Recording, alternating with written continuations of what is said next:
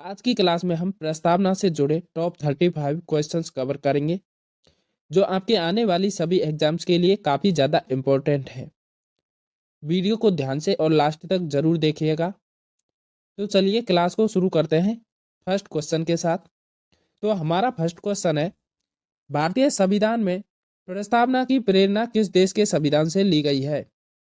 Option है हमारे America, Britain, France, Australia. तो आंसर हो जाएगा भारतीय संविधान में प्रस्तावना की प्रेरणा अमेरिका देश से ली गई है। अगला क्वेश्चन है साथियों, भारतीय संविधान के किस भाग को उसकी आत्मा की आख्या प्रदान की गई है? ऑप्शन है प्रस्तावना, मौलिक अधिकार, राज्य के नीति निर्देशक तत्व, संविधान के सभी अनुच्छेद।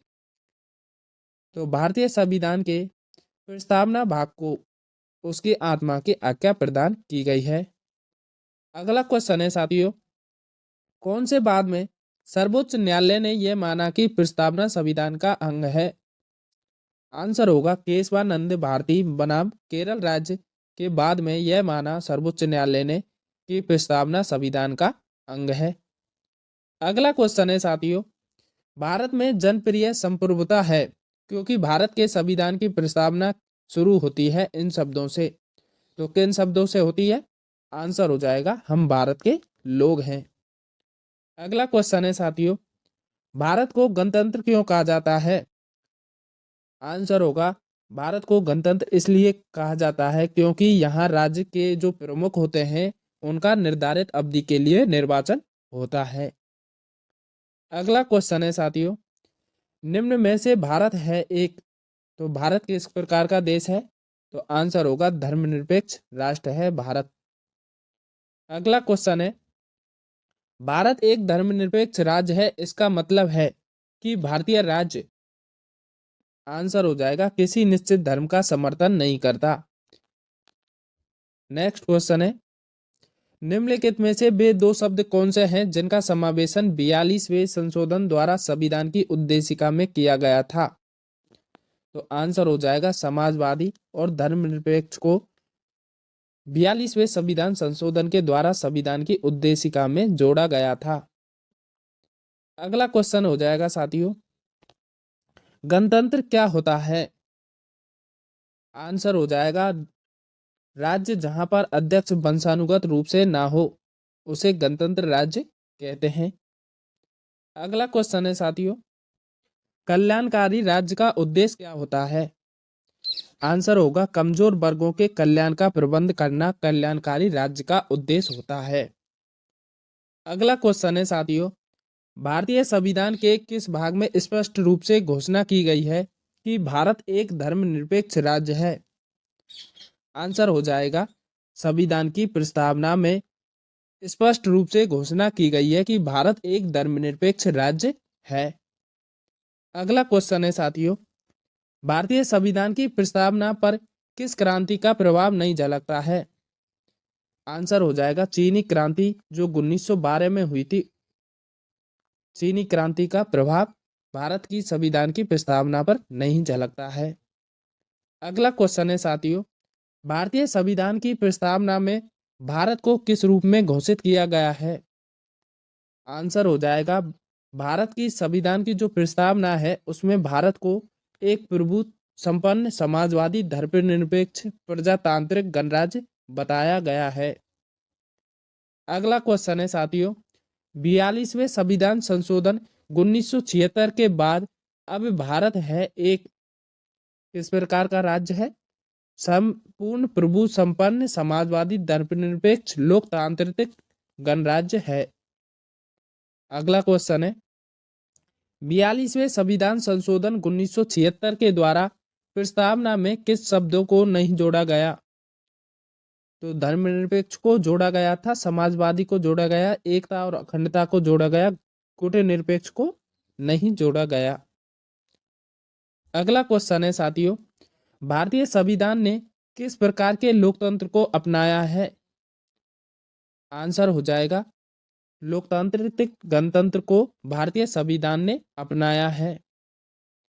अगला क्वेश्चन है साथियों, भारतीय संविधान की प्रस्तावना में वर्णित लोकतंत्र को किस रूप में स्वीकारा गया है?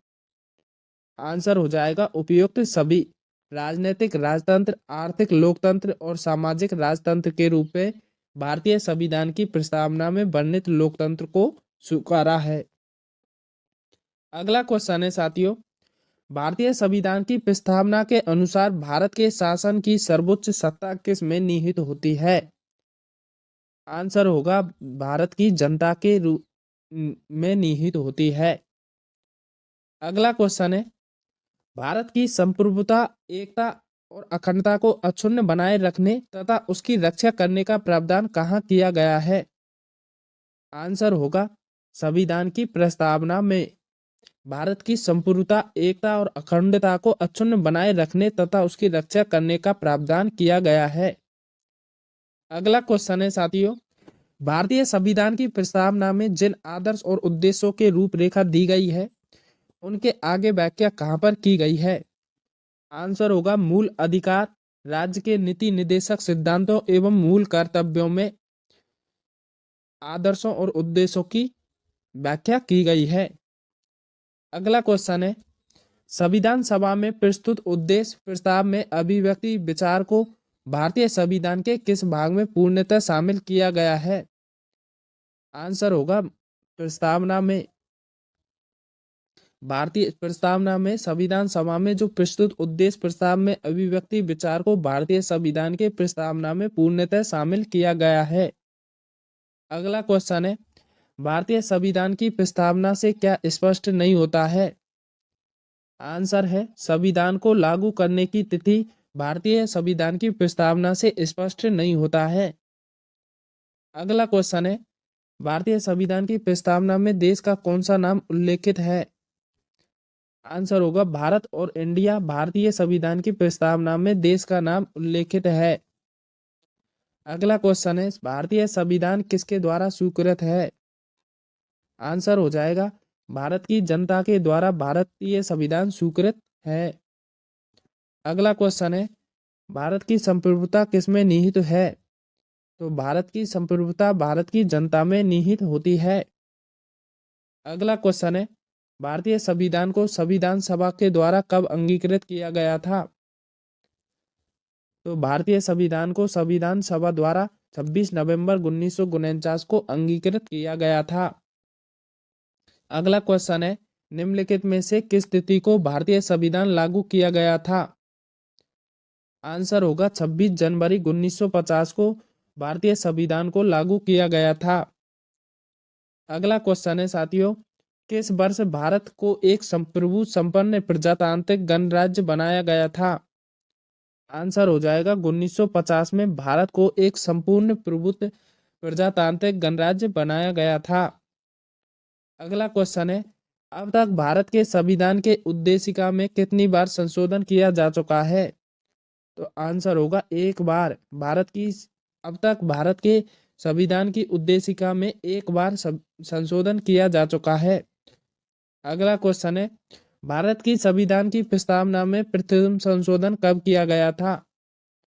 आंसर होगा 1976 में भारत के संविधान की प्रस्तावना में प्रथम संशोधन किया गया था। अगला क्वेश्चन है, संविधान की प्रस्तावना भारत के सभी नागरिकों को निम्न में से कौन सा एक उपलब्ध कराने के लिए वायदा नहीं करती है? आंसर होगा पूजा की समानता। अगला क्वेश्चन है, प्रस्तावना का वह प्रावधान जो सभी वयस्क नागरिकों को मतदान का अधिकार प्रदान करता है क्या कहलाता है? आंसर होगा प्रजातंत्र। सभी नागरिकों वयस्कों को मतदान करने का अधिकार प्रदान करता है। अगला क्वेश्चन है, भारत के संविधान के प्रस्तावना में कितने प्रकार के न्याय का वर्णन किया गया है? आंसर होगा 3 प्रकार के न्याय का वर्णन किया गया है भारत के संविधान की प्रस्तावना में। कौन कौन से 3 प्रकार के हैं?